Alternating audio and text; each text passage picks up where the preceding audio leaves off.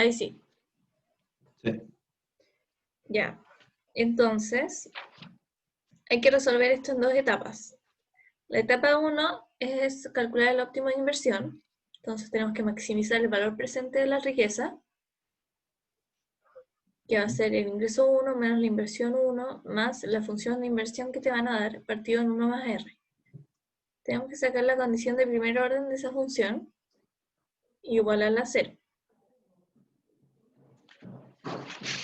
Y después tenemos que ir a la etapa 2, donde tenemos que calcular el óptimo del consumo. Entonces tenemos que maximizar la utilidad intertemporal sujeto a la nueva restricción, que va a ser el ingreso en el primer periodo más el ingreso en el segundo periodo, más la función de producción, pero ahora tenemos que reemplazar lo que nos dio en la etapa 1 adentro y partirlo en 1 más R, y eso igual a C1 más la inversión más C2 partido en 1 más R. Esto lo vamos a ver más en un ejercicio, como más, para que no quede tan así. Vale. Y hay que resolver eso y ahí nos va a dar el óptimo de inversión. Entonces va a ser el laranjiano, la utilidad más lambda de toda la función, y eso hay que hacer las condiciones de primer orden de C1, C2 y lambda igualarlas a 0. Ese era el primer tema grande. Ahora vamos a pasar a elección en incertidumbre. La incertidumbre es distinto al problema de información. El problema de incertidumbre es cuando los agentes cuentan con la misma información, por ejemplo, de contratar un seguro de vida al viajar en avión. Tú puedes calcular o buscar en Google la probabilidad de que el avión se estrelle, pero al contratar un seguro de salud hay un agente que tiene más información que el otro. Entonces el consumidor, que es quien contrata el seguro, conoce mejor los riesgos de su salud. Entonces puede mentirle al del seguro y decir que él es súper sano, pero en verdad se enferma toda la semana. Entonces ahí hay un problema de información. Perfecto. Vamos a ver algunas como cosas que van a ser importantes o necesarias. Entonces el valor esperado o la esperanza es el promedio ponderado de los posibles resultados de un juego. Se calcula como la suma de probabilidad de ocurrencia de cada resultado, multiplicado por dicho resultado. Entonces, por ejemplo,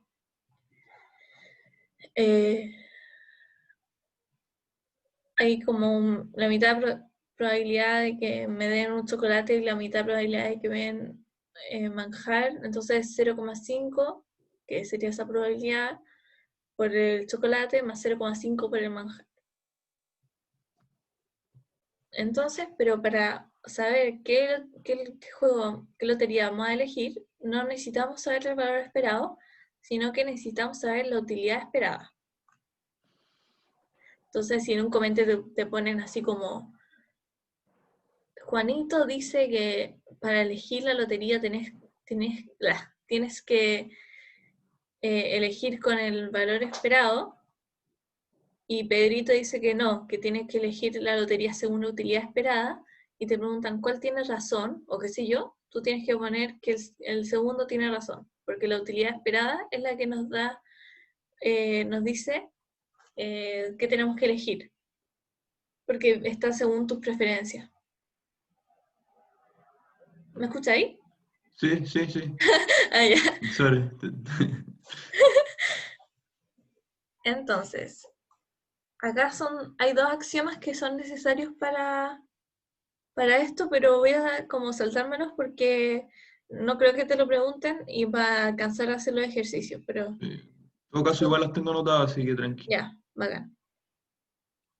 Y principio de optimización, si los individuos obedecen a los axiomas de ese señor en situaciones de incertidumbre, actuarán como si eligieran la opción que maximiza el valor esperado a su índice de utilidad. Esto es, sean X e Y dos loterías, entonces el individuo va a preferir X a Y si solo si el valor esperado de la utilidad de X es mayor al valor esperado de la utilidad de Y. Es decir, elegirán la opción con mayor utilidad esperada. Preferencia frente al riesgo. Las actitudes que tiene una persona frente a un juego justo describen sus preferencias frente al riesgo. Un juego justo es un juego donde el precio del juego es exactamente el valor esperado de ese juego. Entonces, las actitudes que tiene una persona frente a un juego justo describen sus preferencias frente al riesgo. Hay 3 tipos de personas: las que son adversas al riesgo, que rechazan todos los juegos justos; los que son amantes al riesgo, que participan de todos los juegos justos; y los neutrales al riesgo, que son indiferentes.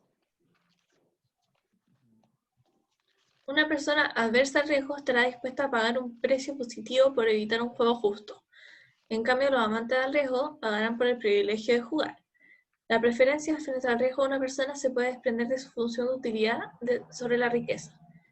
Entonces, tú, para saber si es una persona adversa, neutra o amante del riesgo, tienes que sacar la derivada de la función de utilidad de riqueza. Tienes que sacar 2 derivadas. Primero, la derivada de la función de utilidad sobre la riqueza, y luego la derivada de la derivada que hayas sacado antes. O sea, hacer una segunda derivada. ¿La sangría la dejo fuera? Si la primera derivada te da positivo, entonces... ¿Ah? No, nada, perdón. Dale, sigue, no. Ya, si la primera derivada te da positivo, eso no te dice nada, porque todas tienen derivadas positivas, porque están todas en el cuadrante positivo del gráfico. Pero si la segunda derivada te da positiva, eso significa que es amante al riesgo, porque va aumentando esto en el gráfico. Mientras que si te da negativa, quiere decir que es decreciente, entonces adverso al riesgo. Y si te da igual a 0, es constante, entonces es neutro al riesgo. Vale. Entonces, la función de utilidad de un individuo nos indica sus preferencias frente al riesgo. Para saber de qué tipo de consumidor se trata, debemos observar su función de utilidad marginal, que es lo mismo que de la derivada de la función de utilidad. La función de utilidad marginal la obtenemos como la primera derivada de la función de utilidad. Y para saber si es creciente, decreciente o constante, calculamos la segunda derivada. Y con la segunda derivada ahí podemos saber si es adverso, neutro o amante. El coeficiente de Pratt también nos dice algo así. Tú puedes calcular, si te preguntan, por ejemplo, ¿la persona está adversa al riesgo o amante o neutral? Tú puedes calcularla como te dije antes, o puedes calcularla así con el coeficiente de Pratt.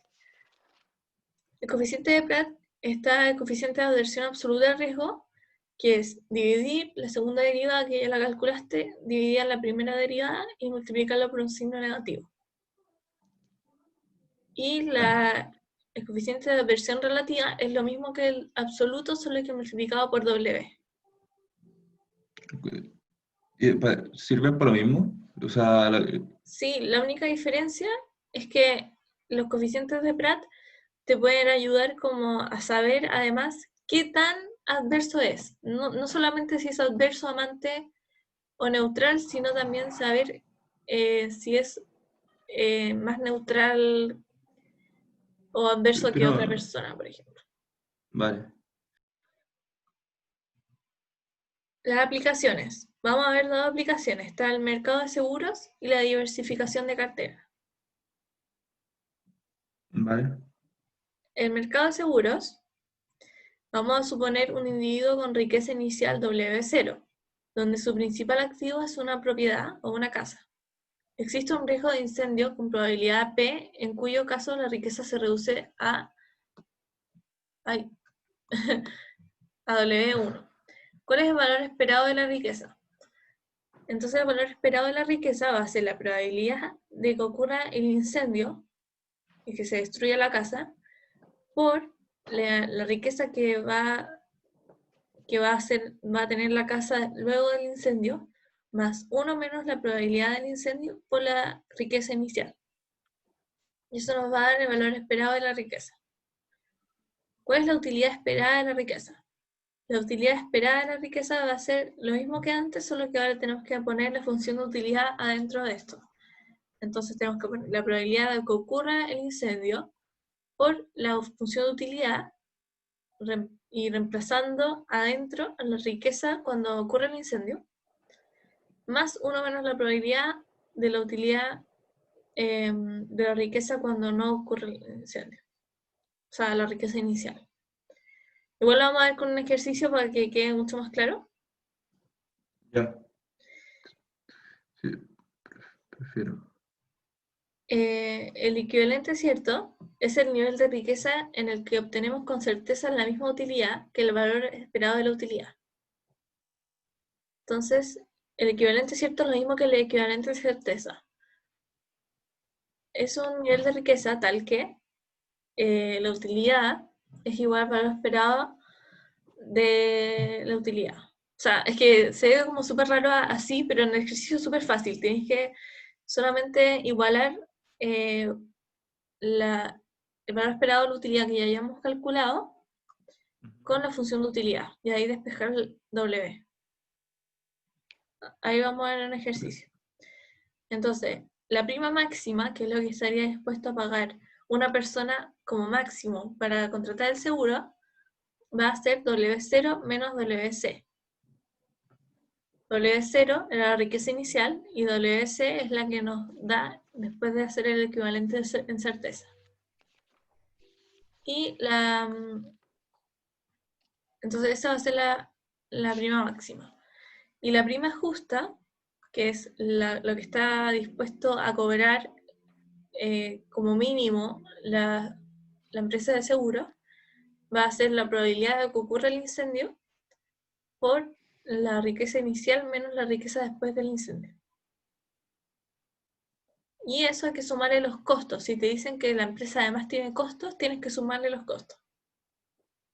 ¿A dónde, ¿A dónde dónde se se suman los suma? costos? Sí. Mira, acá donde sale, por ejemplo, te dicen que la probabilidad de incendio es 0,5 y la riqueza inicial de la casa era 100 y la riqueza final es 10, entonces tienes que poner 0,5 por 100 menos 10 y eso sumarle además los costos que podrían ser, no sé, el costo de la empresa son 50, entonces ponéis 50. Y eso es lo mínimo que la empresa va a cobrar, porque va a cobrar lo mínimo que serían los costos más esto, que es el valor de la pérdida. O sea, se lo sumo a la fórmula que está ahí. Si es que tiene costo, ya, perfecto. Pero si no te dicen nada de costo, no hay que hacer nada. Ujú. Ya. Entonces la prima justa va a ser W0, que es la prima, que es, o sea, la riqueza inicial, menos WE. Y WE la vamos a sacar a partir de la función de arriba. Ahí vamos a ver un ejercicio y va a quedar como mucho más claro. Entonces, la prima final no la sabemos. Entonces, si te preguntan, por ejemplo, cuál va a ser la prima que va a elegir la persona, tú no vas a saber cuál va a ser, porque va a depender de cómo van a negociar estas personas y todo. Solo sabemos la prima máxima dispuesta a pagar y la prima justa, que es lo mínimo. Vale. Entonces sabemos que lo más probable es que esta persona vaya a tener un seguro que va a ir desde WE hasta W0, porque más abajo de WE la compañía de seguros no está dispuesta a cobrar. ¿Cachai? Sí, sí, sí, sí, entiendo Ya. eso. Ya esa era la presentación. Ahora voy a dejar de compartir y vamos a los ejercicios.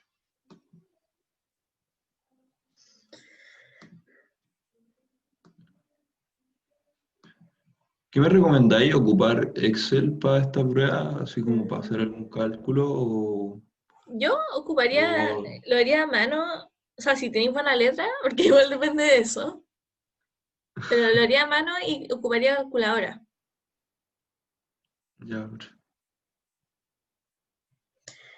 ¿Ves la prueba? sí, sí. Ya. Vamos a hacer esta prueba que a mí me gustó harto porque la encontré súper completa, que tiene la primera parte de la materia, también tiene la parte de incertidumbre con mercados de seguros y también tiene diversificación de cartera. Vale.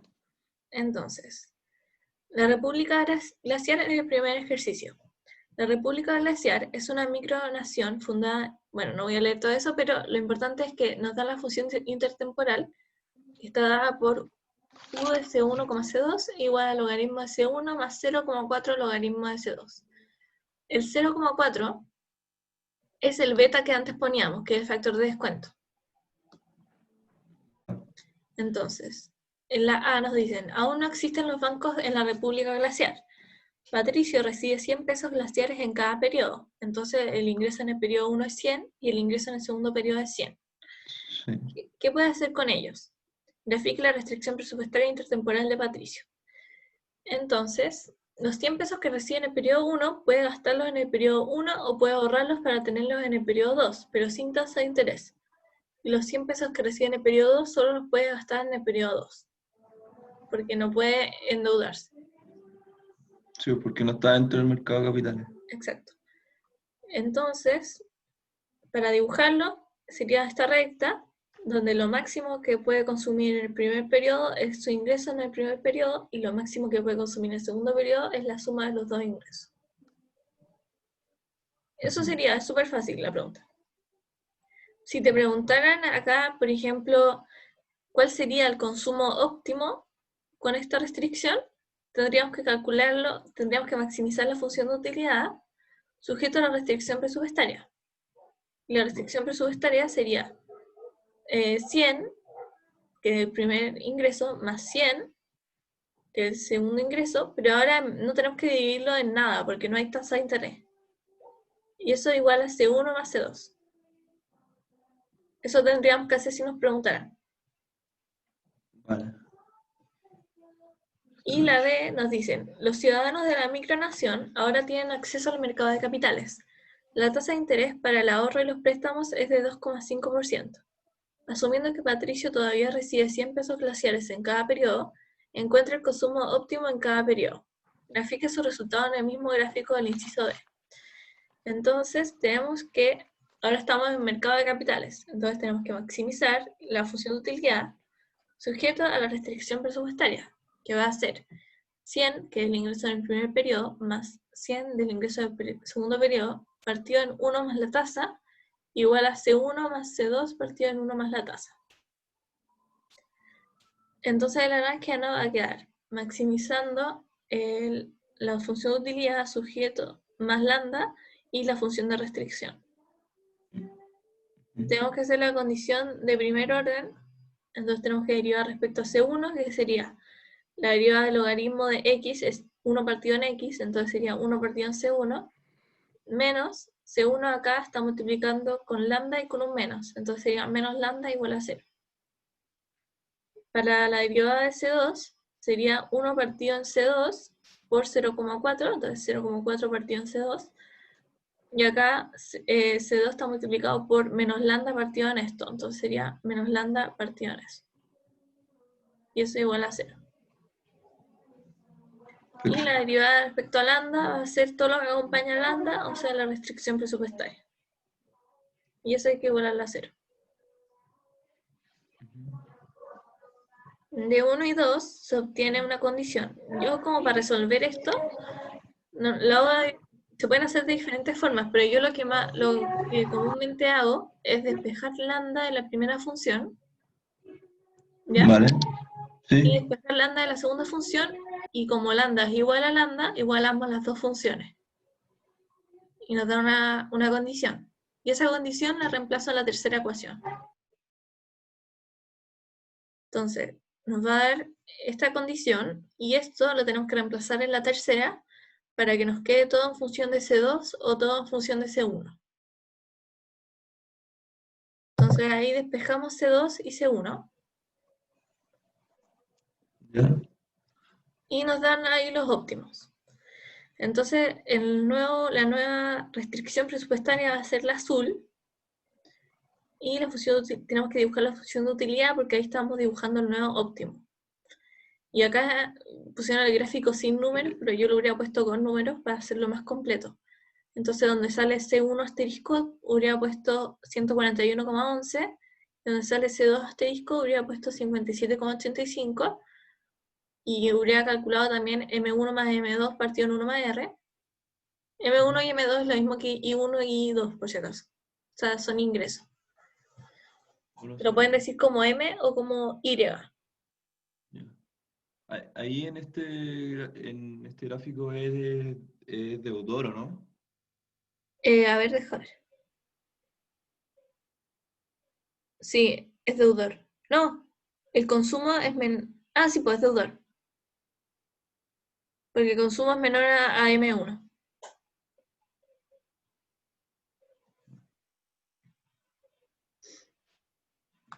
Entonces,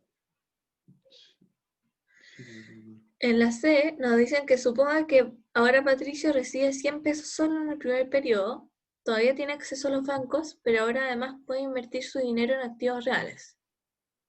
Su función de inversión es G de I igual a 10 por I elevado a un medio. Encuentre la inversión y consumo óptimo de Patricio. Entonces ahora tenemos que hacer el ejercicio en dos etapas distintas. Primero se maximiza el valor presente de la riqueza, que va a ser maximizar la riqueza, que va a ser 100, que es el ingreso, menos I1, más la función que te dan de la inversión, partido en 1 más la tasa. Tenemos que sacar solamente una derivada, que es la derivada respecto a la inversión. Y eso nos va a dar... Ahí me perdí. Ya, hoy te escucho bajito ahora. ¿En serio? Sí. Voy a subir un volumen. ¿Ahí está mejor? Sí, ahí está mejor. Ya, entonces... Ah, ¿te perdiste? Sí. Ya, entonces tenemos que maximizar el valor presente de la riqueza. El valor presente de la riqueza va a ser el ingreso, que es 100, el Vale. ingreso del periodo 1, menos lo que invierte en el periodo 1. Esa es la incógnita, ¿o no? Sí, esa es la incógnita. Ya. Más la función que te dan de inversión, Vale. eso dividirlo en 1 más la tasa para poder llevarlo al presente. Vale. Entonces, la condición de optimalidad va a ser derivar esta función de riqueza dividido, o sea, derivarlo respecto a la inversión. Sí. Y igualarlo a 0. Acá la derivada va a ser menos 1, y acá va a ser un medio pasa para adelante, y te queda 10i elevado a menos un medio, y acá te queda partido en 2 y 1 más 0,025. Y despejando la inversión de ahí, tienes que despejar porque igualamos a 0 y te da que la inversión es 23,8. Y ahora vamos a la segunda parte, que es maximizar la utilidad, la función de utilidad, sujeto a la nueva restricción presupuestaria. Y la nueva restricción va a quedar más lambda de 100, que es el ingreso, más, ¿te acordás que en el PowerPoint te dije que teníamos que reemplazar ahora algo que nos dio anteriormente?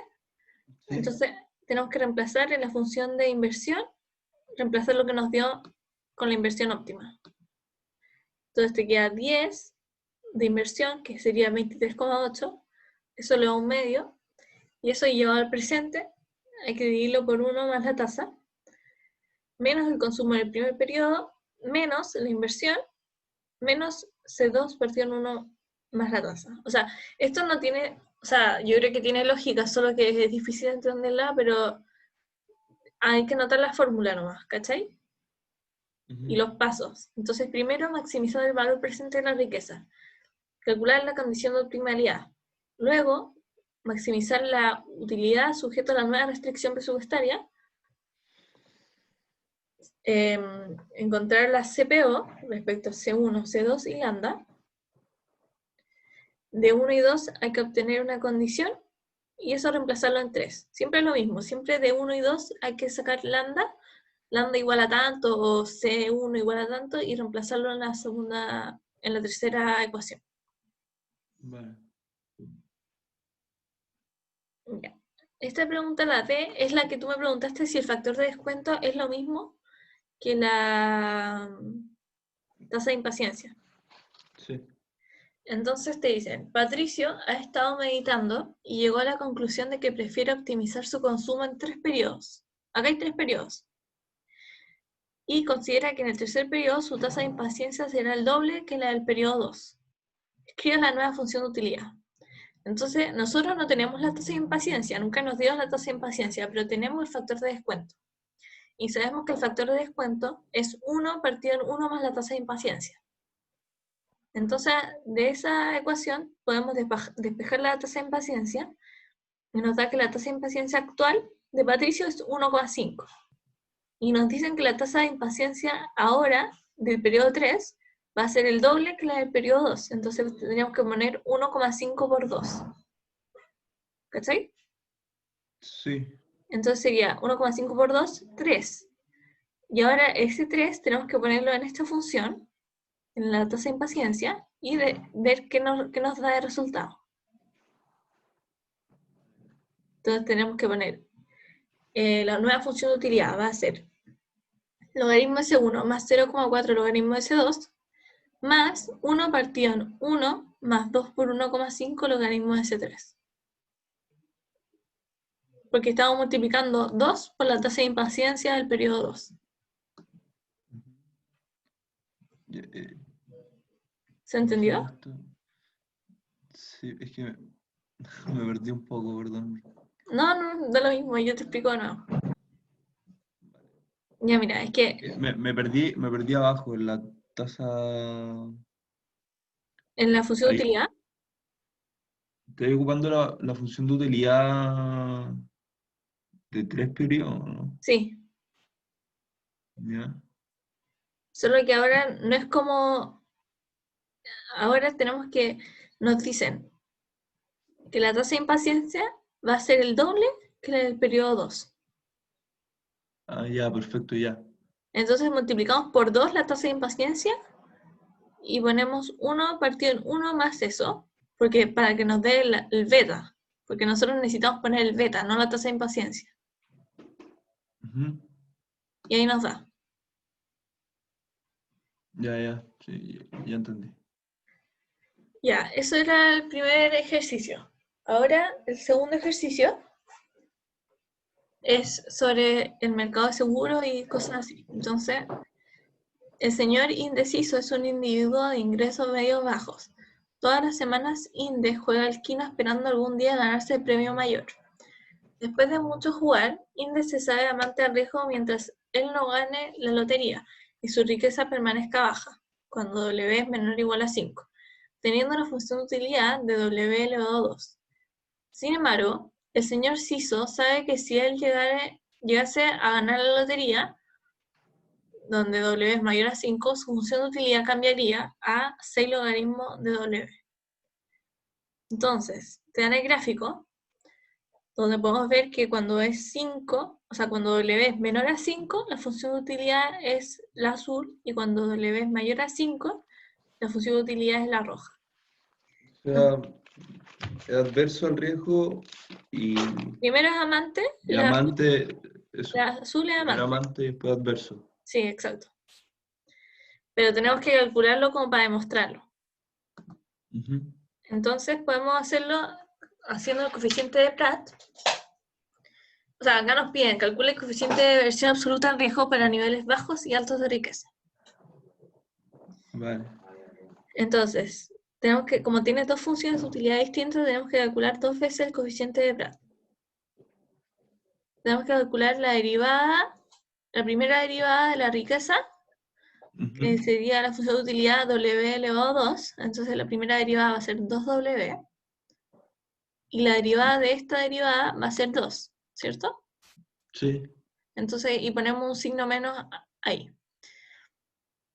Entonces ahí, eso significa que se amante al riesgo.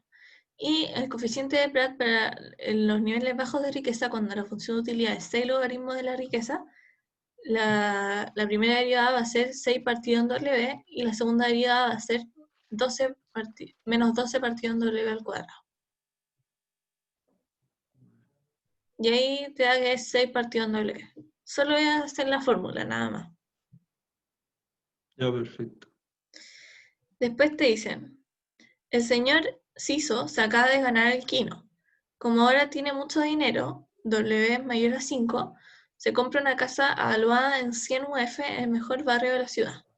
Sin embargo, la felicidad de Inde está amenazada dado que la probabilidad de terremoto es 0,3 y la de que su casa se caiga en un terremoto es de 0,05. Si se derrumba la casa, su valor es de 10 UF. Calcule el valor de la prima que estará dispuesto a pagar Inde por un seguro contra terremotos para su casa. Calcule cuál sería la prima máxima y la prima actuarialmente justa. Entonces, primero tenemos que ver que nos dijeron que habían dos probabilidades distintas. La probabilidad de que haya un terremoto y la probabilidad de que su casa se caiga en un terremoto. Entonces, tenemos que calcular la probabilidad de que haya un terremoto y se derrumba la casa. Y esa probabilidad es Se hace multiplicando multiplicando las dos funciones.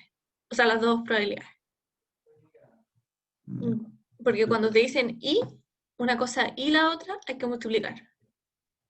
Si tú quisieras calcular la probabilidad de que haya terremoto o se derrumbe la casa, habría que sumar. Pero en este caso hay que multiplicar. Vale. Entonces, tenemos que sacar el valor esperado de la riqueza, que va a ser la probabilidad de que haya terremoto y se derrumbe la casa, por la riqueza luego de que se derrumba la casa, que es 10, más 1 menos la probabilidad por la riqueza inicial o la riqueza si no se derrumba la casa. Y eso es 98,65. Después tenemos que calcular el valor esperado de la utilidad, que va a ser 0,015 por 6 logaritmos. O sea, tenemos que meter la función de utilidad acá. Y la riqueza de que se derrumbe es 10.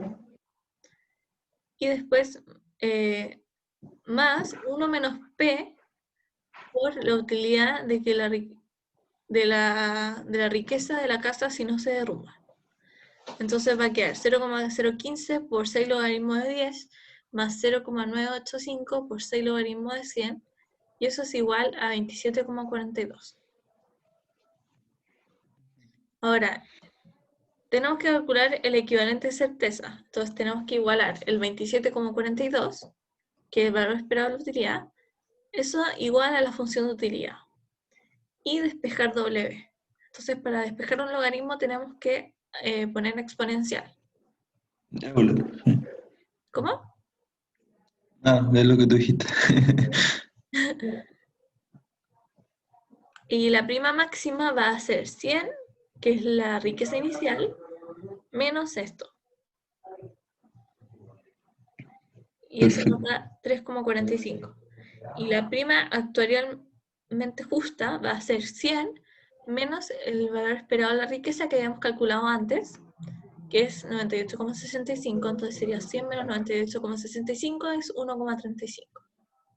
Entonces la empresa de seguros va a cobrar al menos 1,35. Y la prima máxima que está dispuesta a pagar la persona es máximo 3,45. Oye, son las 2:30, ¿tú querés seguir? Porque nos queda un ejercicio de esto que es diversificación de cartera. También podríais verlo tú y si no entendí algo me preguntáis. ¿Cómo crees? ¿Podemos ver esto y chao? ¿Sí o ya? Y dale. Ya. Entonces, ahora esto en verdad no es tan difícil. Sale, Inde decidió irse a vivir al campo. Compró una parcela para sembrar alimentos. El señor Ciso solo puede sembrar papas o zanahorias, o una combinación de las dos. La productividad del terreno depende de la lluvia y se sabe que con probabilidad 0,5 podría ser un año lluvioso. Entonces, si es lluvioso, va a sembrar 10.000 papas y 5.000 zanahorias. Pero si no es lluvioso, va a ser 3.000 papas y 8.000 zanahorias. Y la probabilidad de que sea lluvioso o no lluvioso es de 0,5. La primera pregunta es, si está obligado a sembrar solo uno de los dos cultivos, ¿cuál vas a elegir? Entonces, él va a elegir el que le dé más utilidad. Entonces, el valor esperado de la utilidad va a ser 0,5 por la utilidad de 10.000 más 0,5 por la utilidad de 3.000. Eso va a ser para las papas, ¿cierto? Sí. Entonces va a ser 0,5 por 6 logaritmos de 10.000 más 0,5 por 6 logaritmos de 3.000, y eso nos va a dar 51,65. Y para las zanahorias sería 0,5 por 5.000 más 0,5 por 8.000. O sea, por la utilidad de 5.000 más 0,5 por la utilidad de 8.000. Y eso entonces sería 0,5 por 6 logaritmos de 5.000 más 0,5 por 6 logaritmos de 8.000, y nos da 52,51. Como 52,51 es mayor a 51,65, vas a querer sembrar solo zanahoria. Sí, conviene más. Perfecto. Entonces, en la 2 nos dice, suponga que el agricultor puede dividir su tierra entre ambos cultivos. ¿Qué proporción cultivaría de papa y qué proporción de zanahoria? Entonces, tenemos que maximizar la utilidad esperada. Sí. Hay 0,5 probabilidad de que llueva, ¿cierto?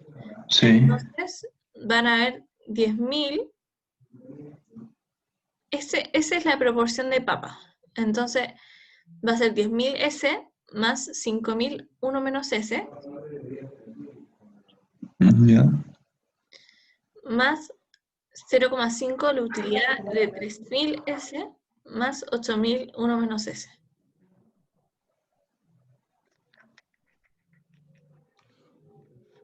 Y tenemos que reemplazar la función de utilidad acá y simplificar. Y de ahí tenemos que sacar la derivada respecto a S. Y nos da que 10S es igual a 3. Entonces, S es igual a 0,3. Entonces, el 30% de la parcela será plantada con papas y el 70% con zanahoria. ¿Cachai? Sí. Esa Vale. es la prueba porque después viene teoría de juego y eso no le entra a ustedes. Sí. Una pregunta. Dime. O sea, como para terminar, esta es la pauta del 2017, ¿verdad? A ver, deja ver. Sí. Sí. Tú que habéis visto como las pruebas, ¿cuál me recomendáis hacer además de esta? A ver, hay una... A ver, te voy a compartir pantalla. De nuevo. Vale.